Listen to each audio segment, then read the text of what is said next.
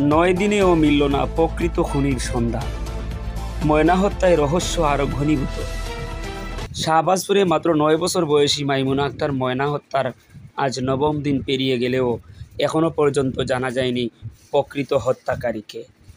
রহস্যে ঘেরা এই নির্মম হত্যাকাণ্ডে জনমনে দানা বেঁধেছে নানান প্রশ্ন আর গুঞ্জন। ঘটনার পরপরই মসজিদের ইমাম ও মুয়াজ্জিনকে জিজ্ঞাসাবাদের জন্য পুলিশ হেফাজতে নিয়ে যাওয়া হয়। কারণ ময়নার লাশ উদ্ধার হয়েছিল স্থানীয় একটি মসজিদের 2য় তলার নির্জন একটি কক্ষ থেকে। ওই কক্ষে সাধারণত কেউ যেতেন না, তাই সন্দেহের তীর ইমাম ও মুয়াজ্জিনের দিকেই ছিল শুরু থেকেই, যদিও এখনও তাদের বিরুদ্ধে কোনো নিশ্চিত প্রমাণ পাওয়া যায়নি। ভাইরাল হলো বাবার বক্তব্য, উঠল পরকীয়ার অভিযোগ। এই ঘটনার পর আলোচনার কেন্দ্রবিন্দুতে চলে আসে ময়নার বাবা।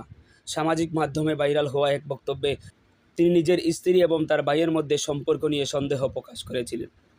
এতে বহু মানুষ প্রশ্ন তুলেন, ময়না কি পারিবারিক কলহ ও পরকীয়ার বলি? তবে দ্বিতীয়বারের এক ভিডিও বার্তায় ময়নার বাবা সাফ জানিয়ে দেন, এই পরকীয়ার অভিযোগ সম্পূর্ণ ভিত্তিহীন। আমি রাগের বশে আবেগতাড়িত হয়ে কথা বলেছিলাম। এই বিষয়ে আমার কোনো সংশ্লিষ্টতা নেই।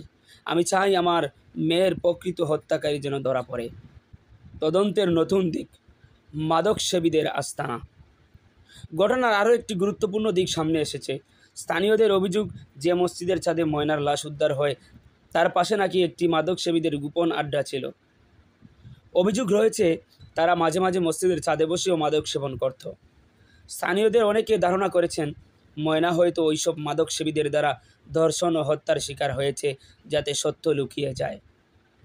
কোথায় দাঁড়িয়েছে তদন্ত? পুলিশ বলছে তদন্ত চলছে এবং কোনো দিককেই এখন বাদ দেওয়া হচ্ছে না। পিবিআই, সিআইডি সহ একাধিক সংস্থা জোরালোভাবে কাজ করছে। এখনও ডিএনএ রিপোর্ট ও ফরেনসিক প্রমাণ হাতে পাওয়া যায়নি, যা মামলার মোড় ঘুরিয়ে দিতে পারে। এলাকাবাসীর প্রত্যাশা।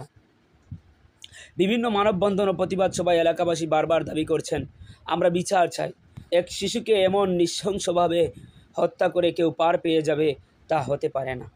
প্রশাসনের কাছে একটাই দাবি, অপরাধীর পরিচয়ে যাই হোক, তাকে আইনের আওতায় এনে উপযুক্ত শাস্তি নিশ্চিত করা হোক।